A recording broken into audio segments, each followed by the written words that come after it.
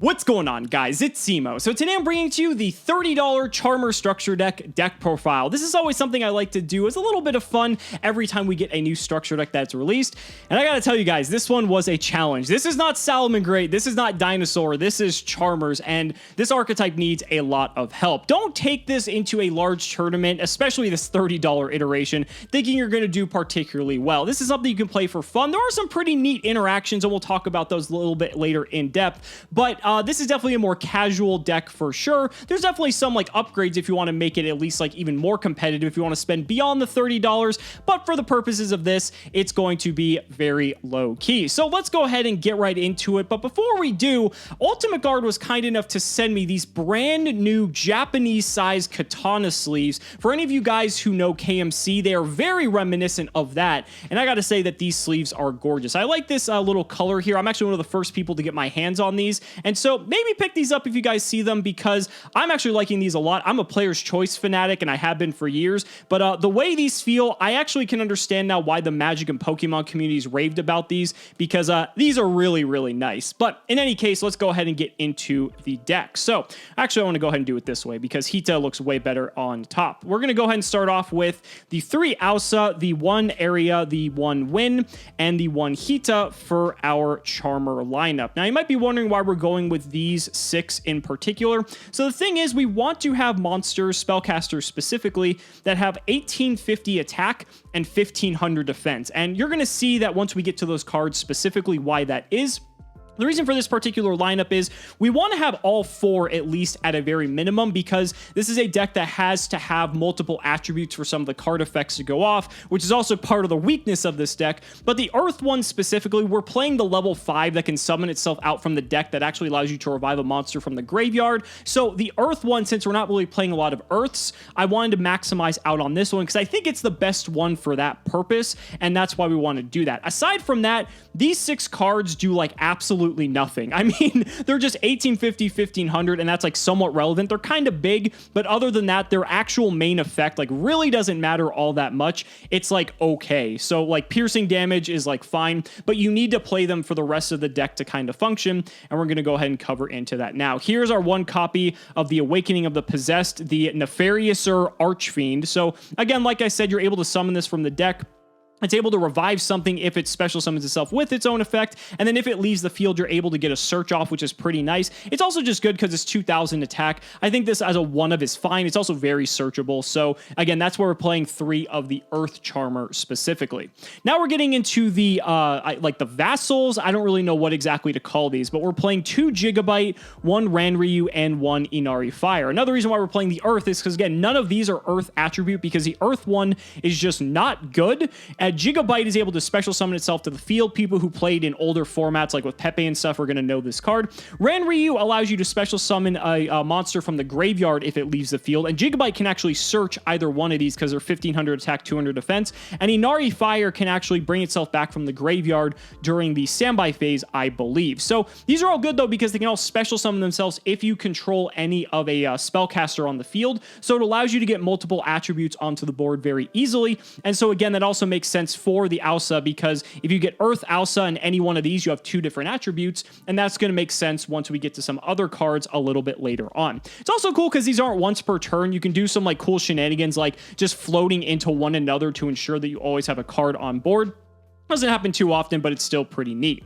Next up, we have 3 copies of Fairy Tail Luna. This card, this is kind of like your other best monster, essentially. For people who know Luna Control are going to know this. It can actually search any of the 1850 attack familiars, which is pretty cool because it searches a monster with 1850 attack. And then also, you can bounce a card back, and you want to use this specifically on like an extra deck monster because it can compulse itself and any monster back, but your opponent can send a monster from their deck or extra deck that shares a name with it. And most of the time in the extra deck, your opponent's only going to play like 1 of specific monsters unless it's like essential to their deck, like think Striker Dragon. So when your opponent goes into something, you can just Fairy Tail Luna it back, and that's actually a pretty good disruption. So I definitely wanted to maximize out on this card. Again, the 1850 is also relevant once we get to some other cards in the spell section. Next up is 2 Witchcrafter Golem Aruru. This card is maybe the win condition of the deck, which is kind of frightening. So if your opponent activates a card or effect that targets a spellcaster you control or targets it for an attack, as a quick effect, you can target a card your opponent controls. You can also target a Witchcrafter spell, but we're not playing any, so that's irrelevant. You can then special summon Aruru, and then you can bounce the targeted card back to the hand. So again, more ways to interrupt your opponent. It's also 2,800, which is massive. And so again, it's just a nice way to just have some plays to do with your opponent if you run out of your other forms of disruption, because this deck kind of lacks some ways to interact with your opponent in a reactive sense. 3 copies of Effect Veiler. Speaking of reactive disruptions, this is one of your best ones. It's nice to always see that they print these in the structure deck and you want to max out on it because, yeah, it's not like Ash Blossom, but Effect Veiler is still pretty good and you can use it multiple times in a turn. Moving on to the spell cards, 3 copies of Spirit Charmers. This is essentially your searcher for the deck. It's a quick play spell. You discard a card, you take 2 cards that are basically anything from the archetype, and you add 1 to your hand and you set 1 to your field. This card really sucks to get ashed because, again, you're adding cards to your hand, but it's still a card that you have to play 3 of, and for the consistency purposes, you really can't go without it. Next up, we're playing a very interesting lineup of field spells here. So I'm playing 2 of the field spell, the Grand Spiritual Art Ichirin. We have 1 Terraforming, and then I have 1 copy of Secret Village of the Spellcaster, and then I'm also going to throw Metaverse in here as well, because that's technically like another copy. So the reason for this specifically is that Ichirin is a pretty cool card. The fact that it negates an opponent's effect the first time they use it's pretty nice, and you can like cycle cards out of your hand, but it's not actually like a Trickstar Light Stage. It's not like a Spiral Resort, so it's not generating you any advantage necessarily, and so I don't really want to max out on this, but the card itself is still very good for turn 1 setups, so I feel like having the 2 of it plus the Terraforming basically is like playing 3, but Terraforming has additional searches here with Secret Village. If someone's playing a spell-heavy deck, you can just search Secret Village. Your deck is almost all spellcasters, and you can just lock them out. That's a pretty good auto win against those types of decks. Looking at you, Sky Striker. And Metaverse is cool because, let's say you go first, you set up the Spiritual Art Ichirin, and then like your opponent negates an effect, you can then just flip Metaverse and activate Secret Village out of your deck, and then that way you get to use both field spells, so that's pretty cool, and have that versatility as to which way you want to go with it. So I like that ratio. I don't feel like maxing out on the field spell is important because it doesn't generate any advantage, and it's a bit of a clunky card. Next up, we have 3 Awakening of the Possessed. This may seem a bit overkill, especially because you can search it, but the thing is it offers you a little bit of protection, but more importantly, every time a monster with 1850 attack gets normal or special summoned, you get to draw a card. So that means your Lunas will trigger this. That means that your Familiar Possesseds will trigger this. So you have a lot of targets, but you can also use this on your opponent's turn as well, because it's a just regular hard once per turn effect. And there are ways to summon these on your opponent's turn. So I like this just because it gives you a lot of card draw, allows you to go deeper into your deck. And at the very least, you can just pitch it for the Spirit Charmer Searcher card anyway if you draw it in multiples, so I feel like that is okay. Next up, we have 3 Book of Eclipse.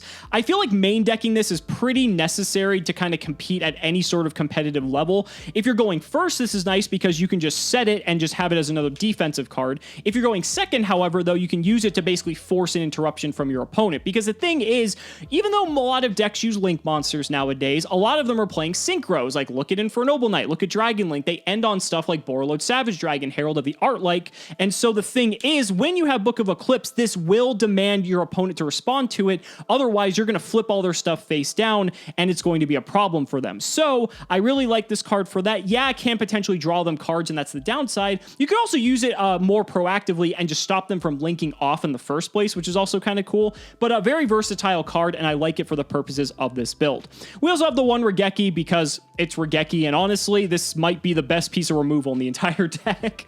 Moving on to the traps, though, we have 3 copies of the Possessed Partnerships. Again, this is searchable, but the thing is, this card is just so good because it allows you to summon your monsters on your opponent's turn. So in tandem with Awakening of the Possessed, it's just so important to be able to get those monsters onto the field. And then also, if you have 2 or more monsters with different attributes on the field, you can destroy 1 face-up card. So this is a way for you to continuously interact with your opponent. You can just use something like normal 1 of the Charmers, summon 1 of the counter counterparts, and then if they're different attributes, you've got this. You can flip it up, pop a card. So again, it allows you to interact with your opponent. It allows you to kind of keep the pressure on. This is definitely a control deck, and you need to have as many ways to interact with your opponent as possible.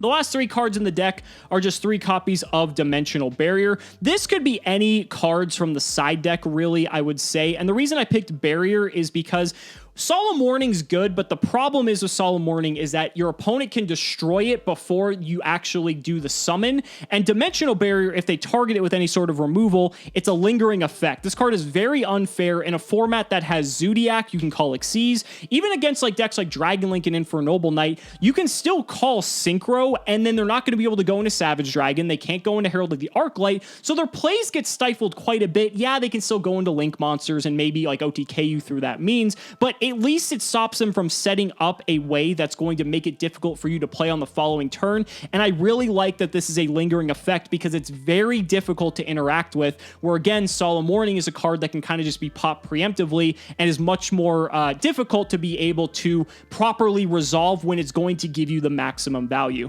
So I really think Dimensional Barrier is the way to go. Obviously, it depends on the format, but for the way the format sits right now, I think Barrier is probably your best bet.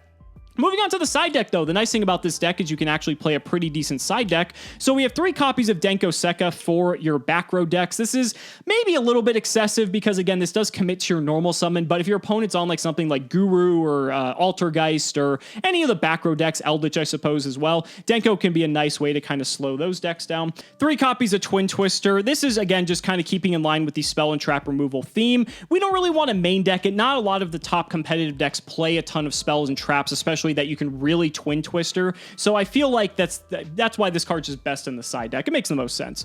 3 copies of Dark Ruler No More. This is when you know you're going up against combo decks and you know you're going second. You can side into this and you can hopefully try to break apart their board and maybe just draw Regeki and win the game automatically. 3 copies of Solemn Warning. This is in here because when you know you're going first, you can side this in and you can feel pretty good that if you draw like Dimensional Barrier Warning, you could just win off of the back of that by itself. But I like this better in the side deck when you know you for certain that you are going first.